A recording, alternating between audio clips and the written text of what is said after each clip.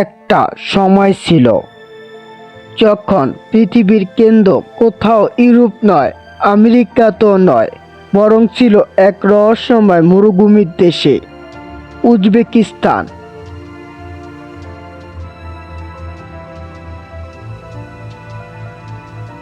এই পথ দিয়ে হেঁটেছে রাজা, বণিক, গুপ্তচর, আর রয়ে গেছে এমন সব রহস্য যা আজও পুরোপুরি উন্মোচিত হয়নি। সিল্ক রোড শুধু একটা রাস্তা ছিল না, এটা ছিল সভ্যতার শিরা উপশিরা। চীন থেকে শুরু করে রোম পর্যন্ত এই পথে চলত সোনা, রেশম, মশলা আর গোপন তথ্য। কিন্তু প্রশ্ন হলো, এই পথের কেন্দ্র কেন ছিল উজবেকিস্তান? তো আজকের ভিডিওতে আমরা এই বিষয় নিয়ে আলোচনা করব, দেখতে থাকুন। সমরকন্দ একটি শহর যার নাম ইতিহাসের মতো শোনায়। এখানে এমন কিছু স্থাপনা রয়েছে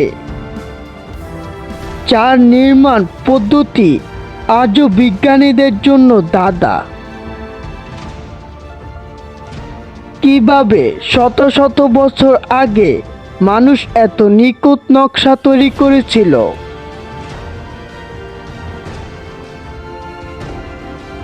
তিমুর এক নাম, এক আতঙ্ক।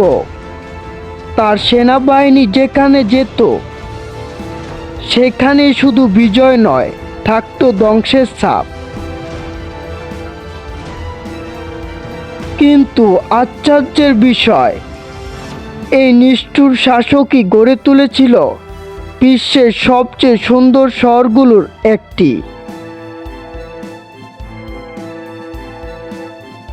উজবেকিস্তান শুধু বাণিজ্যের কেন্দ্র ছিল না, এটা ছিল জ্ঞানের কেন্দ্র।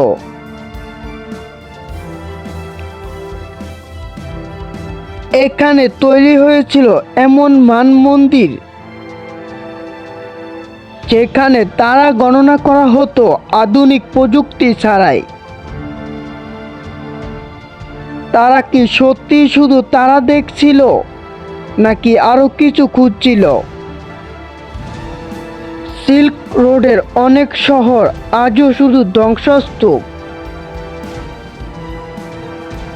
কিছু পথ হঠাৎ করেই হারিয়ে গেছে কোনো চিহ্ন ছাড়া। এগুলো কি প্রাকৃতিক কারণে, নাকি এর পেছনে ছিল কোনো গোপন কারণ?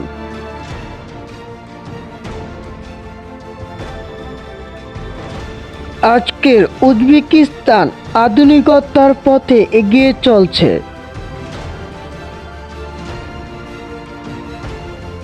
কিন্তু প্রতিটি ইটের নিচে লুকিয়ে আছে শত শত বছরের গল্প।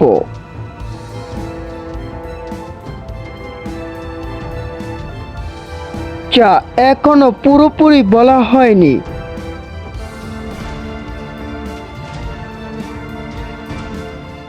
উজবেকিস্তান একটি দেশ নয়, একটা রহস্য। সিল্ক রোড হয়তো এখন আর নেই, কিন্তু তার গল্প আজও বেঁচে আছে। আর হয়তো এই গল্পের কিছু অংশ চিরকালই অজানা থেকে যাবে। আপনার কি মনে হয়? কমেন্টে জানান। আর এমন ভিডিও পেতে চ্যানেলটিকে সাবস্ক্রাইব করুন।